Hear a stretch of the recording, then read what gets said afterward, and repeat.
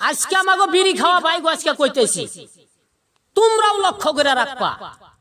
আমাকে কোরআনের বিরুদ্ধে যে জাইরার বাচ্চাই করব, পাছার লঙ্গি খুইলে বিড়ি থাইসা ধরবা।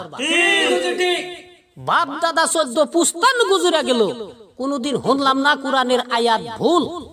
আর এই যুগে শুনবান বেশি কোরআনের আয়াত ভুল, কিয়ামত পড়লো নাকি? ওই সমস্ত মানুষের যদি পাছাই যদি তোমরা বিড়ি ঠাইসা দরবার পারো, তাইলে তোমাগো বিড়ি খাওয়া যায়। আর যদি তা না পারো, স্মোকিং ন, তার মানে বিড়ি সাদা খাই হারবা না। হুজুর, এই যে শুকুর আলী ভাই সেদিনকে যে কইছে যে মানু মরলে বলে বিসমিল্লাহ কইয়া মাটি দেন নাকি, তে এটার বিষয়ে আপনি কি বলেন? ও, ওর একটা হদা গোষ্ঠীর একটা আলাদা মতের দোয়া আছে, তাহলে ওটা শুনবেন।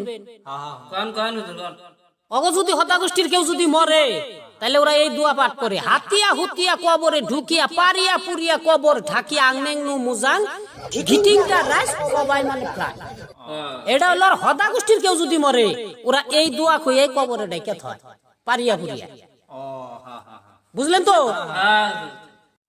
তাহলে হুজুর আজকে স্বামী স্ত্রী নিয়ে বয়ান করেন হুনি না বাবু, বাবু আমি এটা কিন্তু মাপ চাই।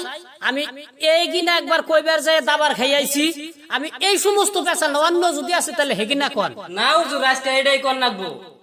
হাই রে, কি বিপদে ফালাইলো। আচ্ছা তাইলে কি আপনারাও কি মহিলা প্যান্ডেল স্যান্ডেল সাজাইছেন? হাজার নেই হুজুর, হাজার নেই, হাজার নেই, হাজার নাই? তাইলে 2 সরকার তো কোন যাইবো। কারণ আমি এই স্বামী স্ত্রীর কথা কই আমি জেনে হেনে কই না, একবার আমি দাবার খেয়েছি, কেমবা করে শুনবেন? কোন কোন হুজুর?